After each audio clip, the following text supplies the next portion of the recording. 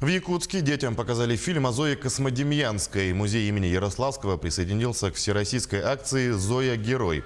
В музее организовали показ художественного фильма «Зоя» режиссера Лео Арнштама о жизни и бессмертном подвиге юной партизанки, героя Советского Союза.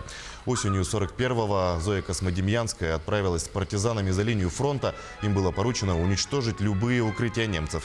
Девушке удалось поджечь вражескую конюшню и вывести из строя немецкий узел связи. Она погибла во вражеском тылу, ни единым звуком не выдав своих страданий и не выдав своих товарищей. В ее честь названы десятки улиц, школ и поселков. Очень важно помнить о героическом поступке, особенно подрастающему поколению, прививать им патриотические чувства.